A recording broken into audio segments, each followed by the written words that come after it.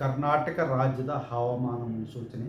ನಾನು CS ಪಾಟೀಲ್, ವಿಜ್ಞಾನಿ, ಹವಾಮಾನ ಕೇಂದ್ರ, ಬೆಂಗಳೂರು. ನಾನು ಮುಂದಿನ 7 ದಿನಗಳವರೆಗೆ ಕರ್ನಾಟಕ ರಾಜ್ಯದ ಹವಾಮಾನದ ಮುನ್ಸೂಚನೆಯನ್ನು ಸಂಕ್ಷಿಪ್ತವಾಗಿ ವಿವರಿಸುತ್ತೇನೆ. ಇಂದು ಕರಾವಳಿ ಹಾಗೂ ದಕ್ಷಿಣ ಒಳನಾಡಿನಲ್ಲಿ ವ್ಯಾಪಕವಾಗಿ ಮಳೆಯಾಗಿದ್ದರೆ, ಉತ್ತರ ಒಳನಾಡಿನಲ್ಲಿ ಹಲವು ಕಡೆ ಮಳೆಯಾಗಿದೆ. ಪ್ರಮುಖವಾಗಿ ಮುಲ್ಕಿ ದಕ್ಷಿಣ ಕನ್ನಡ ಜಿಲ್ಲೆಯಲ್ಲಿ 30 ಸೆಂಟಿಮೀಟರ್ ಮಳೆಯಾಗಿದೆ. ಭಾಗಮಂಡಲ ಕೊಡಗು ಜಿಲ್ಲೆಯಲ್ಲಿ 11 ಸೆಂಟಿಮೀಟರ್, ಹುಣಸಗಿ ಯಾದಗಿರಿ ಜಿಲ್ಲೆಯಲ್ಲಿ 9 ಸೆಂಟಿಮೀಟರ್ ಮಳೆಯಾಗಿದೆ. ಈಗಿರುವ ಹವಾಮಾನದ ಸಿನಾಪ್ಟಿಕ್ ಸ್ಥಿತಿ ಏನೆಂದರೆ, ಪೂರ್ವ ಅರಬ್ಬಿ ಸಮುದ್ರದ ಮಹಾರಾಷ್ಟ್ರ, ಕರ್ನಾಟಕ ಹಾಗೂ ಕೇರಳದ ಕರಾವಳಿಯ ಉದ್ದಕ್ಕೂ ಆಳವಾದ ಟ್ರಫ್ ಇದೆ.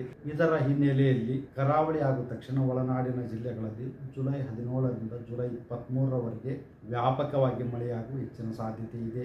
ಉತ್ತರ ಒಳನಾಡಿನಲ್ಲಿ ಜುಲೈ 17ರಿಂದ ಜುಲೈ 23ರವರೆಗೆ ಹಲವು ಕಡೆ ಮಳೆಯಾಗುವ ಹೆಚ್ಚಿನ ಸಾಧ್ಯತೆ ಇದೆ. ಉತ್ತರ ಕನ್ನಡ, ಉಡುಪಿ, ದಕ್ಷಿಣ ಕನ್ನಡ, ಶಿವಮೊಗ್ಗ, ಚಿಕ್ಕಮಗಳೂರು ಹಾಗೂ ಕೊಡಗು ಜಿಲ್ಲೆಗಳ ಕೆಲವು ಕಡೆ ಭಾರೀ ಹಾಗೂ ಅತಿ ಭಾರೀ ಮಳೆಯಾಗುವ ಸಾಧ್ಯತೆ ಇದ್ದು, ಜುಲೈ 17ರಿಂದ ಜುಲೈ 21ರವರೆಗೆ ಆರೆಂಜ್ ಅಲರ್ಟ್ ಅನ್ನು ಘೋಷಿಸಲಾಗಿದೆ.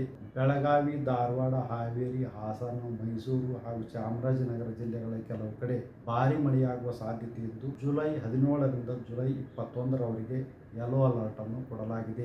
ಬೆಂಗಳೂರಿನಲ್ಲಿ ಜುಲೈ 17ರಿಂದ ಜುಲೈ 21ರವರೆಗೆ ಹಗುರದಿಂದ ಸಾಧಾರಣವಾಗಿ ಮಳೆಯಾಗುವ ಹೆಚ್ಚಿನ ಸಾಧ್ಯತೆ ಇದೆ. ಈ ವಿಡಿಯೋ ನಿಮಗೆ ಇಷ್ಟವಾದಲ್ಲಿ ಲೈಕ್ ಮಾಡಿ, ಶೇರ್ ಮಾಡಿ, ಸಬ್ಸ್ಕ್ರೈಬ್ ಮಾಡಿ.